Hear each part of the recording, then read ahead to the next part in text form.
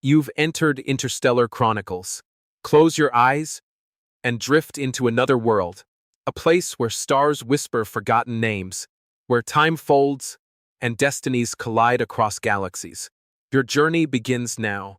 They called humans weak until one made the alien Empress cry. Sci-Fi HFY story. In the 79th cycle of the galactic concord, the hegemony of species held dominion over 9 spiral arms. Power belonged to the titanic, wisdom to the ageless, and respect to none but those born of blood and claw. Humanity, new to the stars and soft in all the ways that counted, was tolerated. Barely. They were called fleshkin, fragile, emotional, inferior. But in the icy vault of the void, under foreign suns and dying moons, it is often the overlooked ember that starts the fire. And so began the tale of Elias Dane. He wasn't impressive, not in the way the Shalaktai measured worth. He had no weapons etched into his bones, no towering height, no armor fused to his skin. His muscles were average, his demeanor casual, and he smelled like pine soap and optimism, which made it all the more insulting when his shuttle collided with the side of a Hegemony command cruiser. It happened above Orvex 4, a dead moon stripped bare by centuries of mining, now used for war games and diplomacy. Two concepts increasingly indistinguishable in modern galactic affairs. Elias's shuttle, small and human-built, had been given a narrow dock corridor and a precise time window. He missed both, whether due to malfunction, miscalculation, or some blend of both. He rammed the side of the hangar bulkhead with the force of an enthusiastic fruit fly. Still, he walked out of the mangled side door with a backpack slung over his shoulder, bruised but smiling, and offered an apologetic wave to the stunned Shalaktai officers who surrounded him. "Sorry about that," he said, as if he'd stepped on someone's foot rather than dented a multi-billion-credit flagship. "Bit of a rough landing." His translator crackled to life mid-sentence, rendering his voice soft and melodic in the harsh tonal frequencies of the Shalaktai language. High Commander Saraxa Kalavor watched the scene from the observation balcony above the hangar. Tall and still as a carved obsidian idol, she regarded the human like one might regard a malfunctioning cleaning droid, disappointing and perhaps in need of disassembly. "He is the diplomat?" she asked, the words clipped. "Yes, Commander," said her adjutant, a younger warrior named Varn, cultural liaison from the Terran Accord. "Elias Dane. His files suggest he's conversationally skilled." Her eyes narrowed. "He dented the warship." Varn hesitated. "Slightly, yes." Saraxa turned away. "Confine him," she said. Elias spent his first night in a circular room with no bed, no door, and a ceiling that adjusted its height based on the occupant's perceived threat level. He spent most of the night pacing, whistling tunes the room couldn't classify. The next morning he asked for tea. The morning after that he made some. By the end of the week, half the lower-ranked crew were visiting the diplomatic holding chamber under the guise of translator training. He told them stories of Earth, of green mountains and snow, of music made by hands and lungs rather than code, of meals shared in low light, of books printed on paper. The Shalaktai, bred for war and silence, found it difficult to understand, but not impossible, and Saraxa watched. Elias was moved to standard quarters eventually, not because he requested it, he never did, but because it became increasingly clear he posed no threat. He fixed things he hadn't been asked to, helped with minor mechanical errors, patched a damaged drone with tape and patience. He sang while he worked, he hummed while he walked, and still Saraxa did not speak to him. Not until the summit. Varelli's prime was a jewel world, known for floating spires of violet stone and air saturated with biocrystalline particles that refracted light into eternal sunset. It was, in many ways, a neutral ground chosen precisely for its beauty, and it was here that the Shalaktai were to meet the crystalline Calorith Dominion for peace talks, a fragile endeavor on the edge of war. Elias accompanied the Shalaktai delegation at the behest of the Concord. Saraxa, forced to tolerate his presence, gave him a single command before the summit. "Speak only when spoken to." Elias nodded. "What if someone offers me tea?" Her expression did not change. Decline it. Their tea corrodes bone. He smiled. Good tip. She turned away before she could smile back. The summit chamber was a half-sphere of iridescent glass, and the calorith arrived like walking chandeliers, shifting, glimmering entities of light and crystal growths. Their voices rang like wind through a flute. One such voice rang loudest. The Terran? The calorith ambassador asked, one multifaceted eye turning toward Elias. I was under the impression this was a serious gathering. There was a pause. Saraxa opened her mouth to speak, but Elias stepped forward. He looked small beside the towering figures. He looked soft, but his eyes held something ancient and warm. Forgive me, he said, for being what I am. I suppose to you that seems laughable. Like a blade made of breath. The calorith did not respond. But we humans, Elias continued, we do strange things. We build cities on volcanoes. We paint with blood and call it art. And sometimes, we try to make peace with people who would crush us. He smiled gently. We are the dust that dreamed, the breath that sings. The chamber fell silent. Even Saraxa blinked. And in that silence, something changed. She approached him that night, unarmed, alone. He was seated outside the delegation lodge, staring at the alien sky with a sketchpad in hand.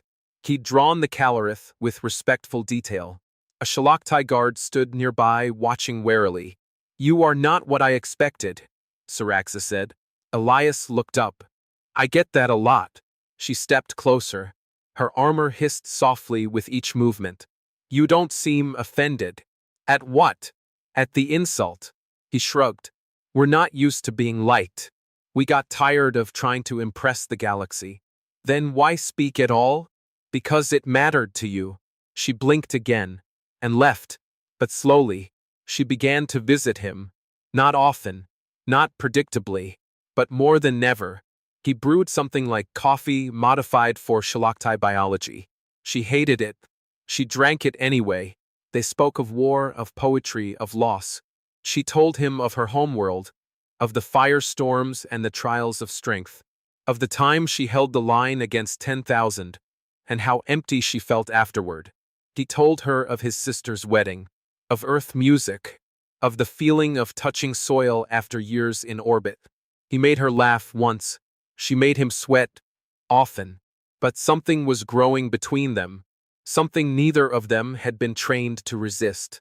Elias began to notice the way Saraxa's eyes lingered just a moment longer when he spoke now. Not out of suspicion, not even confusion, but interest, curiosity.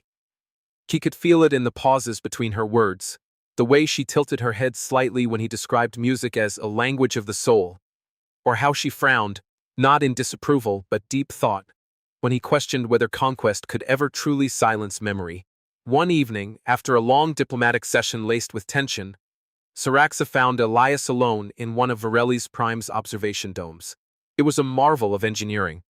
A transparent shell arching over a garden of bioluminescent flora, allowing a full view of the system's twin stars descending beyond the ringed horizon. The colors, gold, amber, and a deep amethyst, bled across the sky like spilled wine. He sat cross-legged in the grass, shoes off, staring upward. She approached quietly, her armored boots crunching gently over the stone path. He didn't look at her immediately, but when he did, he smiled. Not with smugness, not even confidence, but simple recognition, like she belonged. I didn't think the Shalaktai enjoyed beauty, he said softly. We recognize strategic elevation points, she replied. He laughed. That's one way to say sunset. She stood beside him. For a long moment, neither spoke.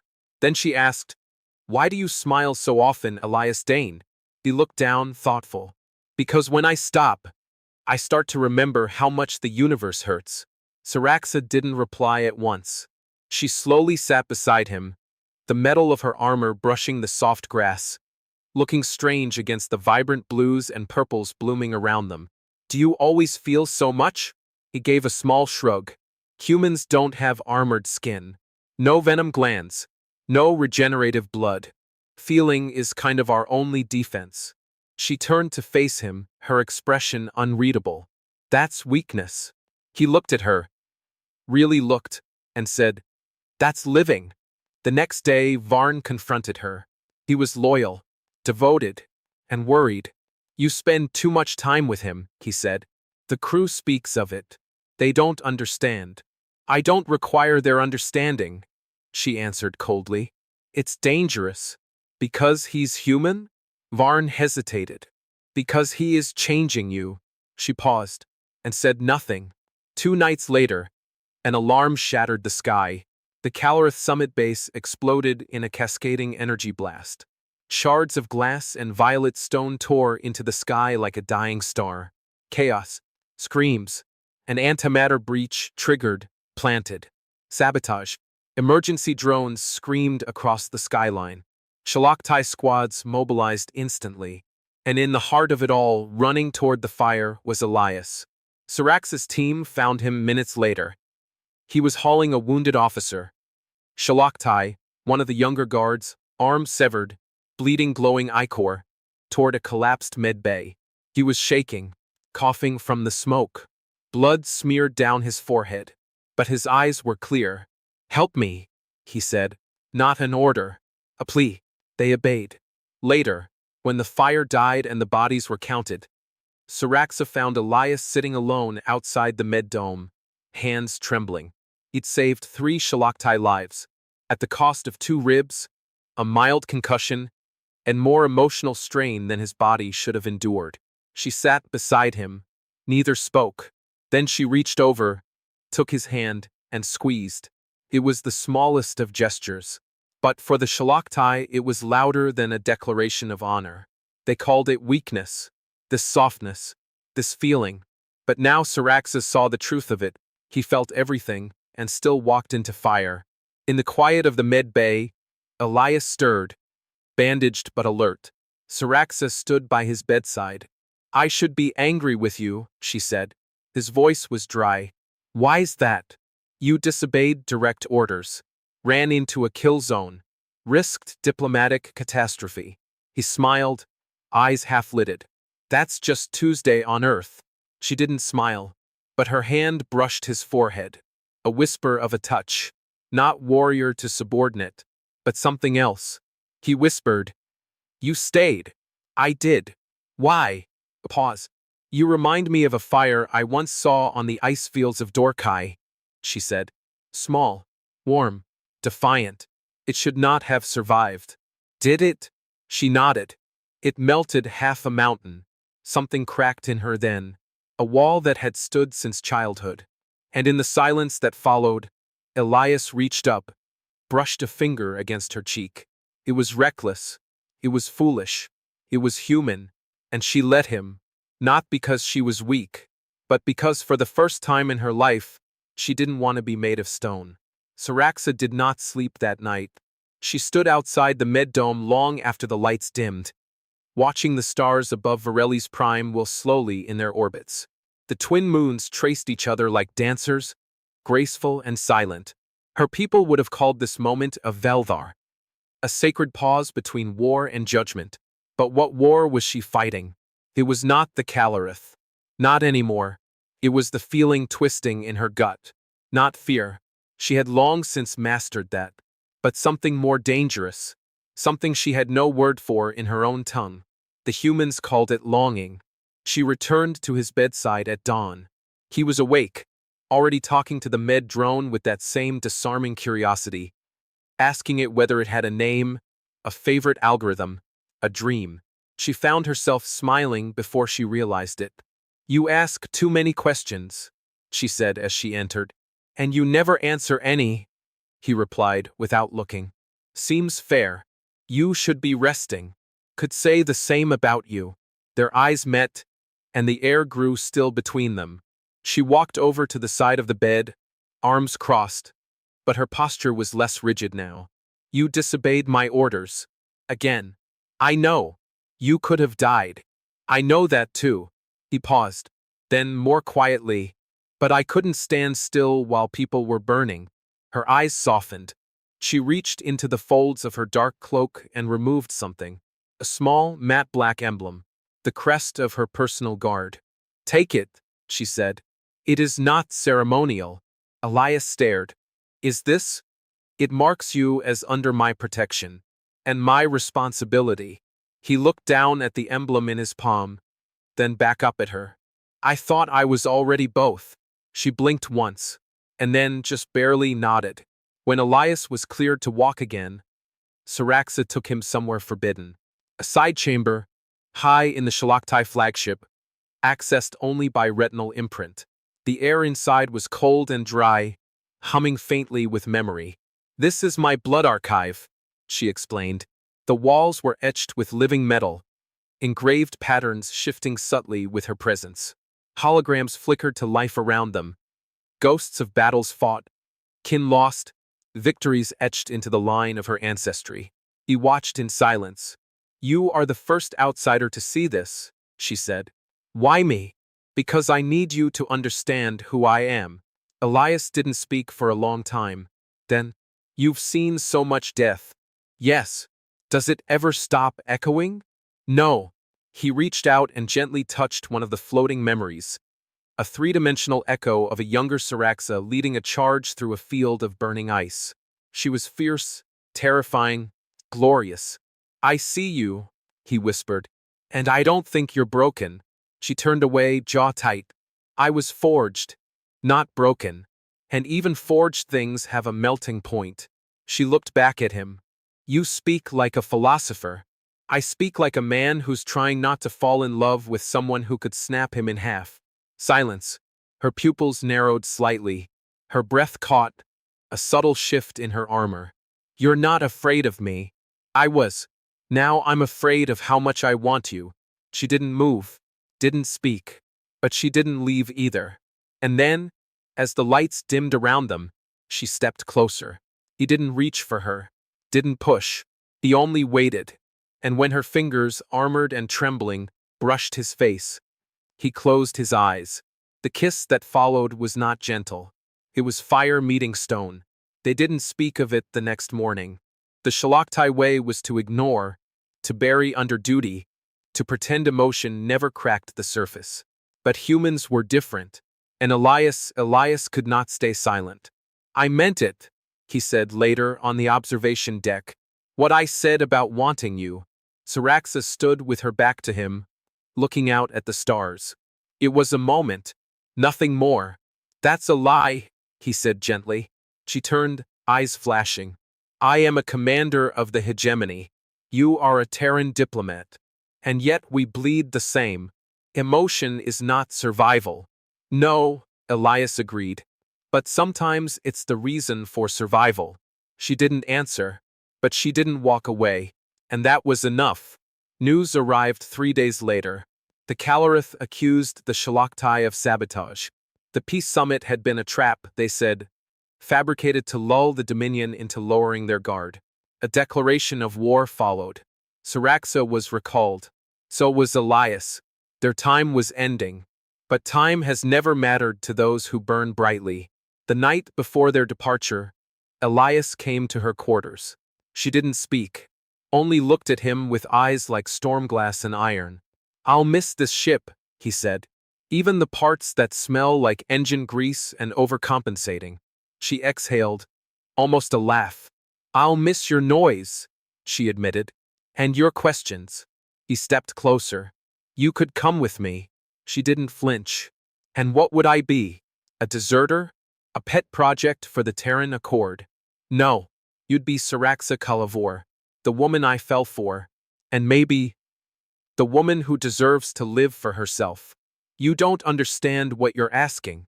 "I'm asking for a choice." She looked at him, long and quiet. The silence stretched, wrapped in pain and possibility. "I was born for war," she whispered. "And maybe now," he said, "you can choose peace." She stepped forward, pressed her forehead to his. That was all. No promises, only a moment, a heartbeat against the void. When the war began in earnest, no one had time for poetry. The Calorith moved fast, too fast. Their fleets struck deep into the mid-rim colonies, targeting trade routes, communication nodes, anything that could destabilize the newly fragile alliances.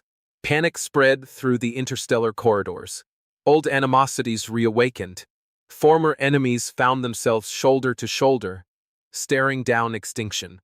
Siraxa returned to the Dominion core, briefed by war councils and shadowed by advisors with cold eyes and colder voices. They praised her efficiency, admired her restraint in not killing the human diplomat. They didn't know she dreamed of him every night, that she woke up with phantom warmth on her lips and a hollow ache in her chest. Elias, meanwhile, found himself pushed into the storm of human politics. The Terran Accord was divided. Some saw the Calorith threat as justification to strengthen military unity with the Shalaktai, while others, more cautious, questioned trusting a people known for planetary conquest and ritual executions. He was their only link, the only human who had lived with them, spoken to them, held their trust, and her. He gave testimony to the Senate Assembly on Earth's orbital ring station, told them what he'd seen of the warrior culture, yes, but also of their honor, their loyalty, their capacity for something more than violence. And then he told them about her, not by name, but by presence, how he'd seen strength shaped by loss, warmth hidden beneath metal, how he'd fallen for someone who, by every metric, should have never looked at him twice. He didn't speak as a diplomat. He spoke as a man who had left a piece of himself on a warship in orbit above a planet of twin moons. His words weren't policy, but they changed everything. The Accord voted to form an alliance, a joint strike force, human and Shalaktai, a united front, and at the heart of it, reluctantly, against the advice of generals and analysts, Siraxa was named Supreme Commander of the Allied Vanguard. Her second-in-command? Elias Dane. She didn't request him, but she didn't refuse either. Their reunion wasn't romantic. There were no soft lights, no sweeping music. Just a corridor, deep in the heart of the command carrier, lined with plasma conduits and echoing footsteps. He turned a corner. She was already there. They stopped, looked at each other. So much unsaid, so much known. "You came," she said. "You let me," he replied. "And then, I thought of you," she said quietly. "Every day." "Me too." The silence that followed was not awkward. It was sacred. Their mission was near-suicidal. The Calorith had constructed a mobile dread fortress, the Zephyr Crucible. It drifted along the event horizon of a black star, cloaked and bristling with experimental weaponry. It was the spear point of their campaign, a planet killer. To strike it, the joint force would need to breach its quantum veil, destabilize its core reactor, and exfil before the gravitational well collapsed. Probability of success, 7.3%. Probability of survival lower. But they didn't hesitate. They fought side by side. He in a pressure-rated combat exosuit, barely upgraded from standard diplomatic gear. She in her obsidian warplate, sword and rifle fused into her arms like extensions of will. Through screaming corridors and impossible physics, they made it. The reactor was breached. The crucible began to die. And then the ceiling fell. She shoved him clear, took the brunt of the impact. Her armor absorbed most of it. Not all. He dragged her, screaming, through the collapsing corridors. Blood, her blood, slicked the metal floor, black and smoking. When they reached the extraction point, she wasn't breathing. He refused to leave. He screamed at the medics, at the soldiers, at the machines to do something. And when her pulse fluttered back, weak but present, he collapsed beside her and wept. Not because she'd lived, but because he'd realized something terrifying in the moment he thought she was gone. He loved her, truly, irrevocably. She awoke in a medical chamber 6 days later. Her first words were, "Where is he?" Elias was waiting just outside, hollow-eyed, leaner. He hadn't left the sector since the Crucible's destruction. When he entered, she reached for his hand, not as a gesture of gratitude, but of connection. "You're hurt," she said. He laughed, short and bitter. "I broke 2 fingers carrying you. You broke half your body saving me. Let's call it even." Her voice dropped. "You cried." "I did." She squeezed his hand. "I would have too."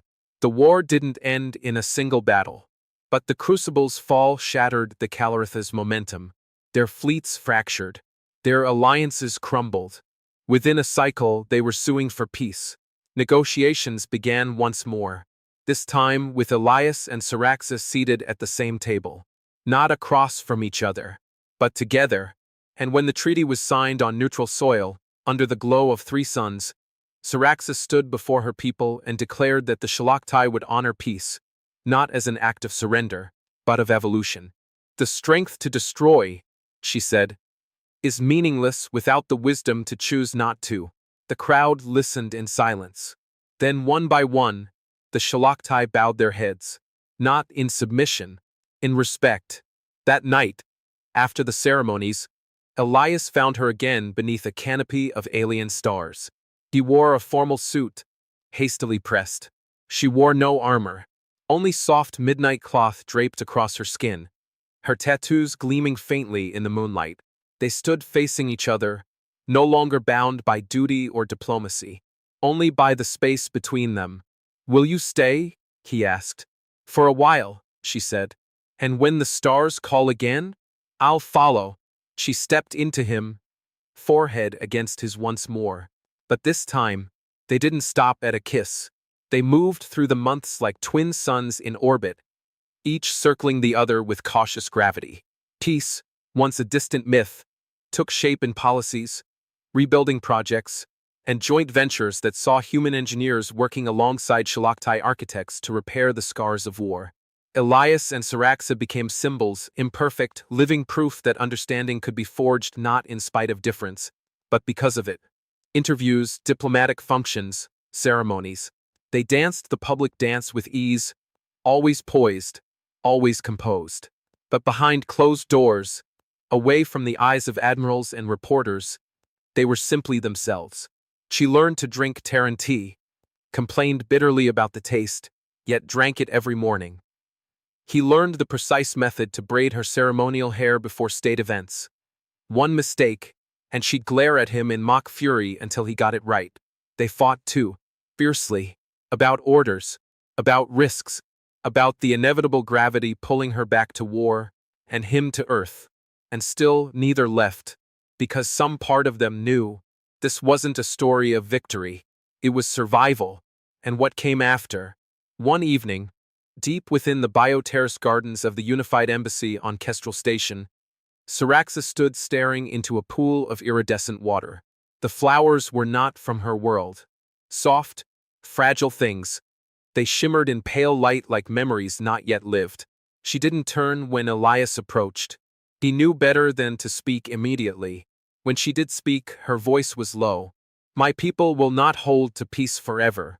He stepped beside her. "No people do. They were made for battle. Our legends, our gods, even our lullabies, they all sing of conquest, of fire." He looked at her. "Maybe it's time someone rewrote the lullabies." She met his eyes then. "You would rewrite a culture with poetry?" "With poetry," he said. "And persistence." She didn't smile, but her hand found his, and her fingers laced through his like they belonged there. "You Terrans," she murmured, "are absurd, and you're beautiful when you're resigned to losing an argument." The tipping point came not from war but from prophecy. The Shalaktai High Matriarch, ancient and revered, died in her sleep beneath the twin moons of Lorvain. With no direct blood heir, succession fell not to tradition, but to nomination by the warrior clans. 3 names were spoken. Syrax's was one of them. Elias received the news before she did. And when she entered their quarters, he was already packing. "What are you doing?" she asked.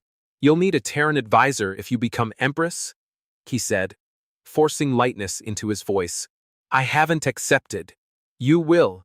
She stepped forward, voice low. "You assume too much." "No," he said.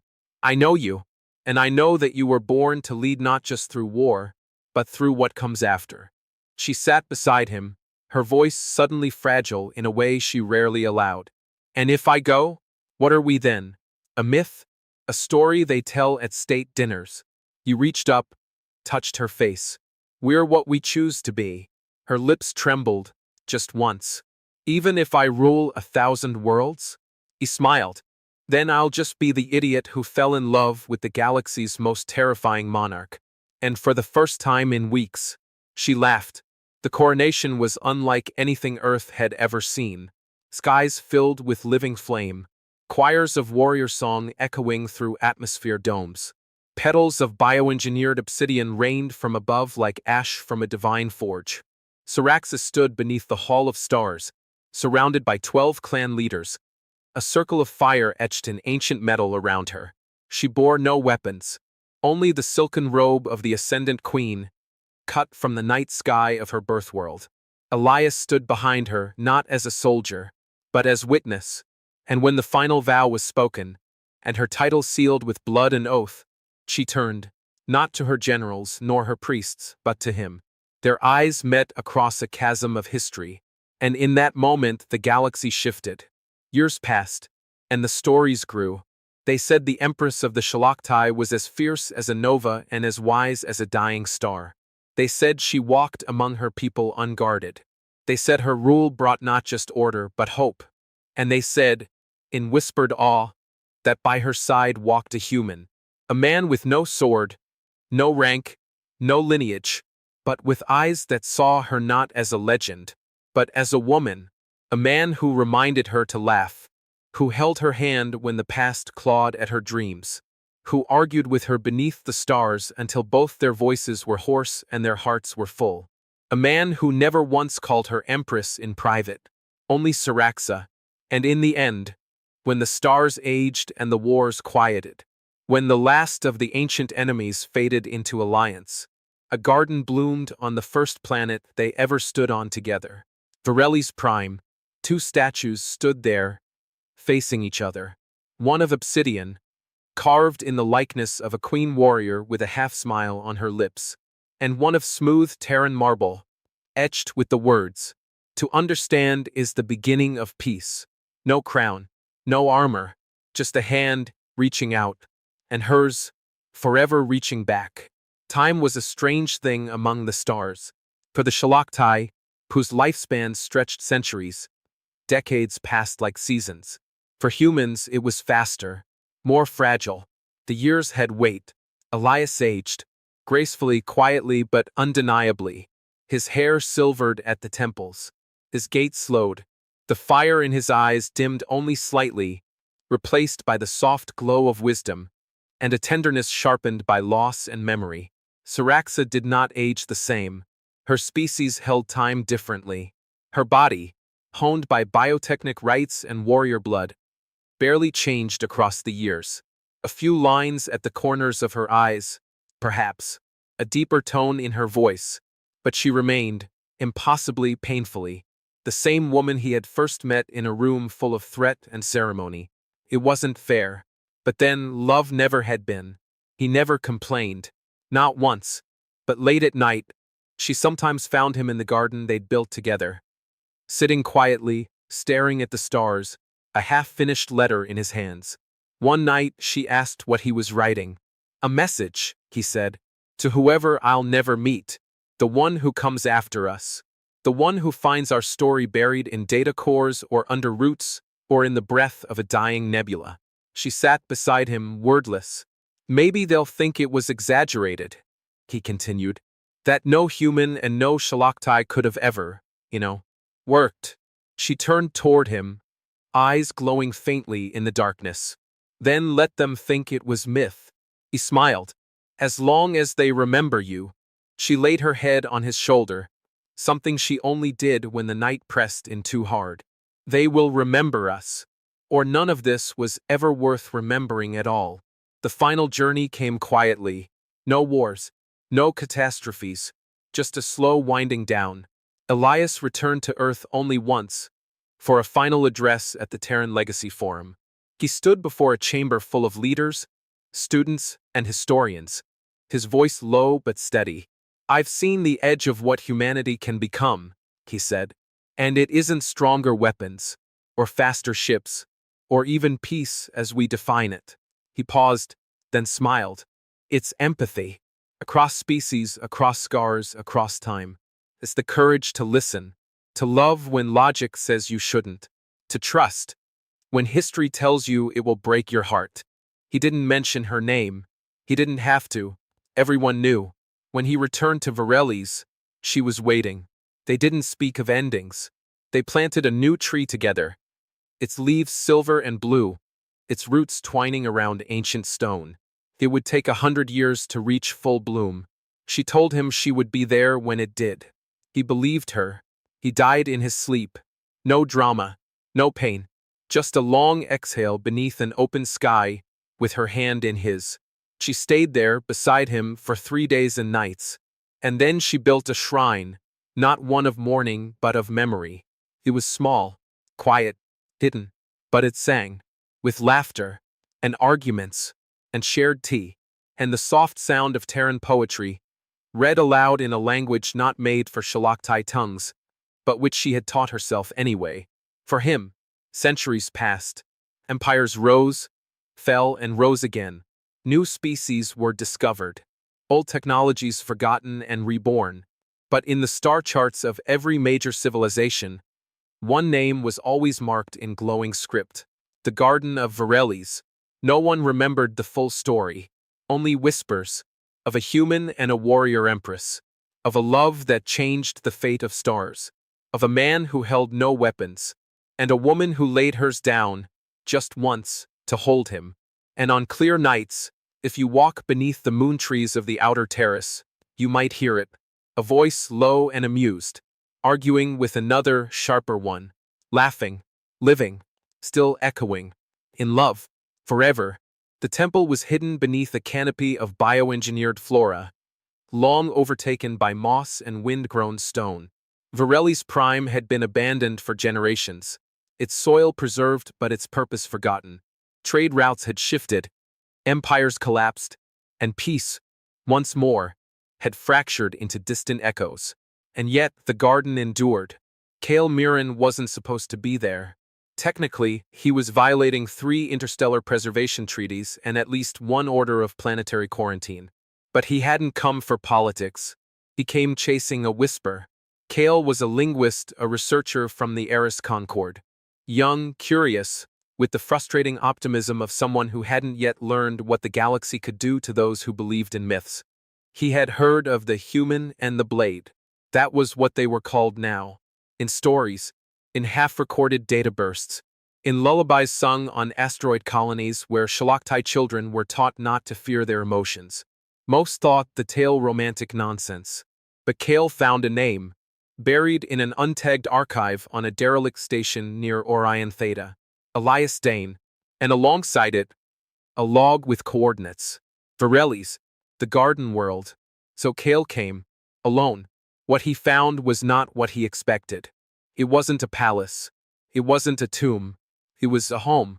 Long gone, yes, but not lifeless. The trees had grown in a precise spiral, intentional, almost ceremonial. Beneath their roots he found fragments of sculpture. A human hand in white stone. A blade hilt of carved obsidian. A bench, half sunken into the moss, etched in both Terran Latin and Shalaktai glyphs. He sat, listened, and when the wind blew through the silver-blue leaves, it sounded like a conversation. He spent weeks there, studying the ruins, translating fragments, piecing together a love story so old the stars it was born under had changed names. He found her voice, first, preserved in a crystal memory cube, buried beneath a stone marked only with the word us. She was older, wiser, her accent softer than he expected. "I don't know who you are," she said, voice brittle with time. "But if you're hearing this, then you found what we built. And that means you believe." Pause. A slow inhale. He did too. Her voice cracked, just once. "I wasn't supposed to love him. I wasn't supposed to need him. But he changed everything I was told to be. And I let him. No, I chose him." Another pause. "So now, I ask you, whoever you are, what will you choose?" Then silence. Kale cried the first time he heard it. Not because it was tragic, but because it was true. He wasn't alone for long. The garden was never quiet for long. Once disturbed. First came the scouts, then the scholars, then the pilgrims. Within a year, Varelli's had become a place of learning, not just science, not just politics, but of empathy. The first interspecies academy built not on a neutral station, but on a planet of myth. It was Kale's idea. He named it the Dainsaraxa Institute. Some mocked him. Too romantic, they said. Too old world. But he knew, because sometimes late at night, when the air was still and the stars glowed just right, he could hear them again, laughing, arguing, living, and loving. Decades passed. Kale became dean, then elder, then, eventually, a name on a wall beneath the roots of the same trees he once disturbed. But by then, the world he had helped shape no longer questioned the myth. They taught it, not as history, not as fiction, but as truth. Because in a universe of war, power, and endless noise, there had once been a man, and a warrior, who dared to love across everything that divided them, and left behind not monuments, but a seed, one that grew, one that bloomed, forever,